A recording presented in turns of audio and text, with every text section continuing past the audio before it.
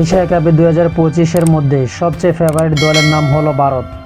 তাদের হারানোর জন্য যে কোনো দলের জন্য খুব কঠিন। ভারত কেন ফেভারিট তা বিস্তারিত থাকছে প্রতিবেদনে। সব কিছু ঠিক থাকলে সেপ্টেম্বর শুরুতে এশিয়া কাপ শুরু হবে। টুর্নামেন্টের খেলাগুলো হবে আরব আমিরাতে। এশিয়া কাপের গত 16 আসরের মধ্যে ভারত 8 আসর চ্যাম্পিয়ন হয়। 6 আসরে চ্যাম্পিয়ন হয় শ্রীলঙ্কা, আর 2বার চ্যাম্পিয়ন হয় পাকিস্তান। সেই হিসেবে এশিয়া কাপের ফেভারিট দল তাহলে ভারত। এশিয়া কাপের আসন্ন 17তম আসরের আগে ভারতীয় কিংবদন্তি ক্রিকেটার সৌরভ গাঙ্গুলী বলেন, ভারত প্রচণ্ড শক্তিশালী টিম।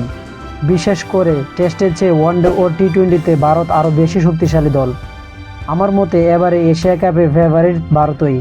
বিশেষ করে দুবাইয়ে যেরকম উইকেট হয় সেখানে ভারতকে হারানো খুব কঠিন। 2027 সালে ওয়ানডে বিশ্বকাপ হবে দক্ষিণ আফ্রিকায়। বিশ্বকাপ হতে এখনও 2 বছর বাকি।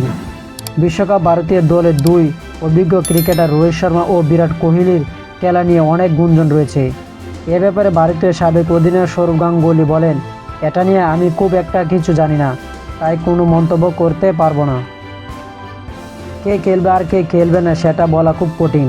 তবে রোহিত শর্মা ও বিরাট কোহলি যদি ভালো পারফর্ম করে তাহলে কেন খেলবে না? ভালো খেললে অবশ্যই ওদের খেলা চালিয়ে যাওয়া উচিত। ওয়ানডেও বিরাট কোহলির রেকর্ড অনেক ভালো, রোহিত শর্মারও তাই দুজনের সাদা বলে ক্রিকেট এক দুর্দান্ত পারফর্ম করে যাচ্ছে।